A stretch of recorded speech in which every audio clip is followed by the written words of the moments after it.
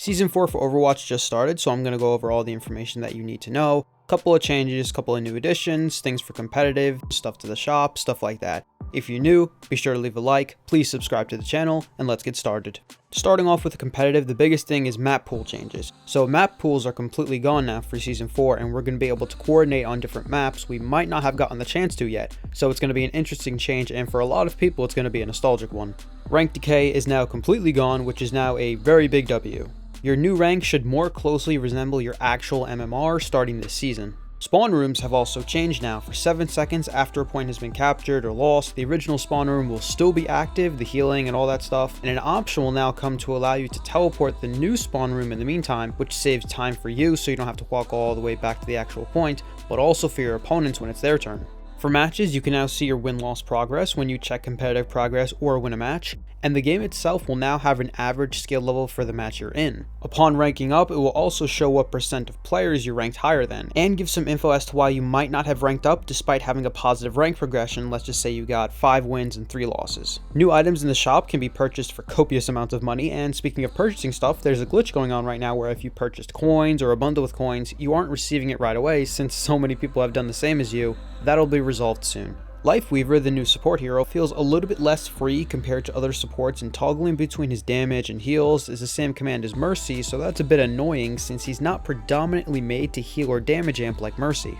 Also, he's acquired for free on the Battle Pass at level 45, or right away as per the Premium Battle Pass. Speaking of which, the Premium Battle Pass also looks to have some really good looking cosmetics this time around. Lastly, with the heroes, we're going to quickly go over some of the buffs and some of the nerfs. For Reinhardt, his armor health was reduced from 300 to 250, his base health was increased from 175 to 200. For Sigma, his accretion, the impact damage reduced from 60 to 40, still 80 total damage with the explosion, and the knockback duration was increased from 0.8 seconds to 1.1 seconds. For Cassidy, his base health was reduced from 225 to 200, and the magnetic grenade damage reduced from 131 to 120.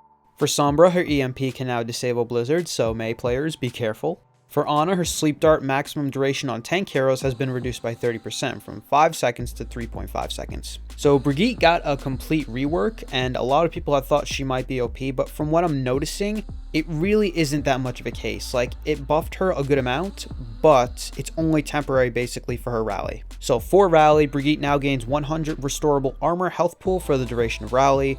She no longer gradually builds temporary health like her nearby allies. Rally now upgrades her barrier shield, increasing both its size and health, kind of similar to the way Reinhardt's looks.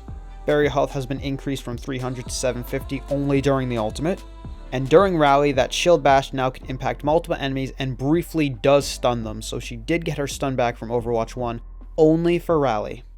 And to compensate a little bit, her bonus movement speed has been reduced from 30 to 15%. Her repair pack also took a little bit of a nerf, range reduced from 30 to 25 meters.